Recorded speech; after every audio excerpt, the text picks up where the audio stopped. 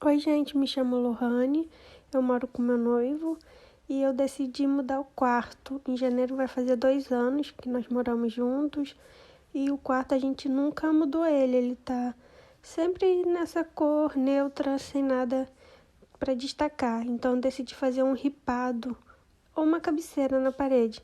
Ali a gente pegou um estrado de cama antiga, a gente não estava marcando na altura que eu queria que ficasse. Depois marcamos todos os ripados da madeira e esse é o meu noivo Breno. Ele começou a cortar madeira por madeira para ficar todas na mesma altura e isso facilitar na hora de colocar lá na parede. Medimos o tamanho da parede e calculamos o espaço exato de uma madeira para outra. Todos os espaços ficaram com o mesmo tamanho. Ali eu estava marcando com lápis onde cada madeira iria ficar. Então ficou tudo certinho, metricamente. E depois disso nós começamos a tentar pregar, sendo que não estávamos conseguindo pregar na parede. Então tivemos a ideia de prender com gesso. Na verdade, essa ideia foi do Breno, só que vocês vão ver, tentamos até ali pregar o segundo, mas também não deu certo. Aí começamos a colocar o gesso. A gente molhou a parede, molhou a madeira, assim, só com pincel para ficar úmido, e começamos a aplicar o gesso para depois colocar na parede e colar.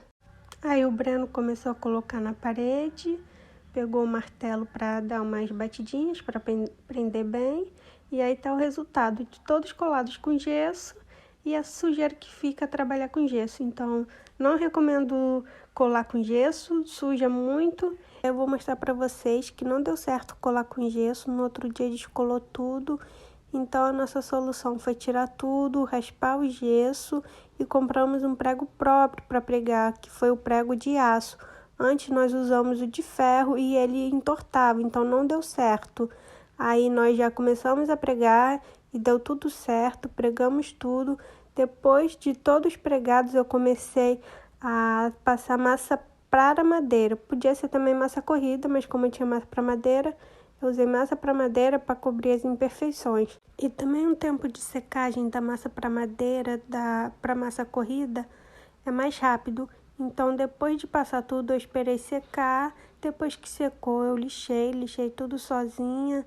Eu comecei lixando sem máscara, mas depois o Breno pegou uma máscara e colocou uma máscara em mim, porque solta muito pó. E vocês vão ver, olha, sujou tudo. Tive que limpar de novo. Depois de limpo, eu comecei a preparar a tinta para me pintar. Eu usei a tinta branco gelo, que a gente já tinha em casa, e usei o xadrez preto para poder fazer a cor que eu queria. A parede já estava preparada com a fita isolante em volta, demarcando para pintar só na parte que eu queria, dessa cor mais escura. Então, primeiro eu comecei fazendo um recorte com pincel, na parte que o rolo não chega, não pega. E depois eu peguei o rolo e comecei a pintar tudo. Isso facilitou bastante, que depois eu pintei muito mais rápido com o rolo do que seria com pincel.